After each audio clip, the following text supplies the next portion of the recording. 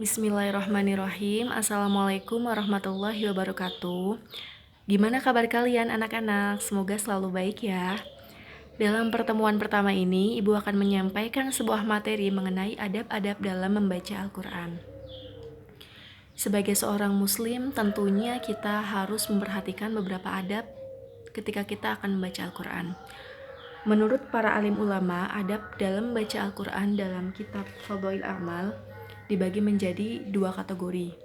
Yang pertama adalah adab secara lahiriah dan yang kedua adalah adab secara batiniah.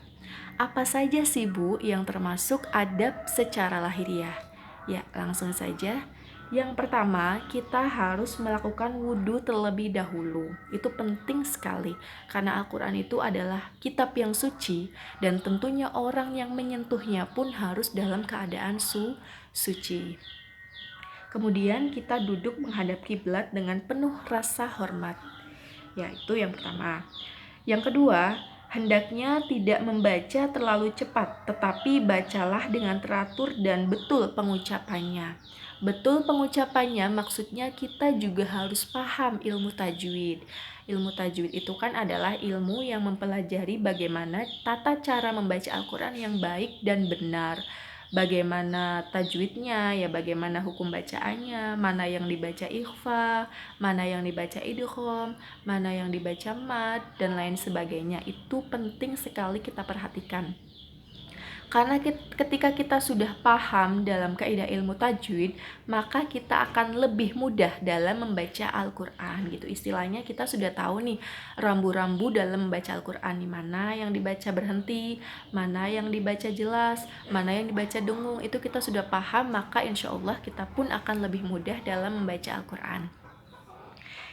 Yang ketiga ya, berusahalah melakukan penghayatan dalam membaca Al-Quran. Jangankan membaca Al-Quran ya, ketika kita nyanyi saja kita penting sekali melakukan penghayatan. Karena dengan melakukan penghayatan, bukan hanya kita saja yang merasakan ikut hanyut ya dalam bacaan tersebut, tapi juga orang yang mendengarkannya pun ikut hanyut dalam bacaan yang kita baca. Itu ya salah satunya. Jadi tidak hanya membaca dalam keadaan pikiran kosong gitu, tapi ada hati yang kita siapkan dalam membaca Al-Quran gitu. Akhirnya ayat-ayat Al-Quran itu dapat berpengaruh ke dalam jiwa kita gitu, ke dalam pikiran kita tentunya ya. Selanjutnya, tanggapan terhadap ayat-ayat rahmat atau azab. Jadi ketika kita menemui ayat-ayat yang berkaitan dengan rahmat Allah, maka kita sebaiknya mengucapkan subhanallah. Begitu indah rahmat Allah. Oh, ternyata rahmat Allah itu memang benar-benar nyata gitu bagi orang-orang yang bertakwa. Dan sebaliknya, ketika kita menemui ayat-ayat yang berkaitan dengan azab, kita juga harus ikut merasakan, oh ternyata azab Allah itu nyata ya. Ternyata azab Allah itu ada ya. Dan kita juga harus senantiasa memohonkan ampun kepada Allah.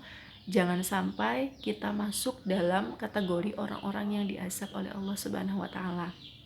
Itu penting sekali kita perhatikan. Selanjutnya, jika kita merasa kurang ikhlas atau dapat mengganggu orang lain, maka bacalah Al-Quran dengan perlahan atau dengan suara yang lirih ya, tidak keras gitu.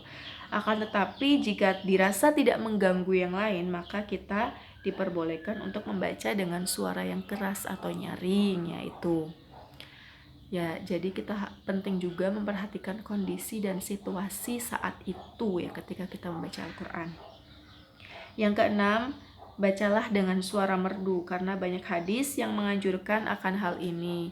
Jadi ketika kita mempunyai suara yang bagus, itu lebih bagus juga gitu orang yang mendengarnya gitu. Tapi ketika kita tidak mempunyai suara yang merdu, itu tidak usah minder ya, karena itu tidak merupakan kewajiban yang baca Quran suaranya harus merdu, yang baca Quran suaranya harus bagus, tidak. Yang penting adalah kita ada keniatan untuk membaca Al-Quran, itu sudah menjadi nilai plus untuk kita ya. Itu. Nah, itu adalah beberapa azab secara azab jadinya ya, salah. Itu adalah beberapa adab secara lahiriah yang perlu kita perhatikan. Yang kedua, adab secara batiniah. Jadi ketika kita membaca Al-Quran juga kita harus memperhatikan batin kita.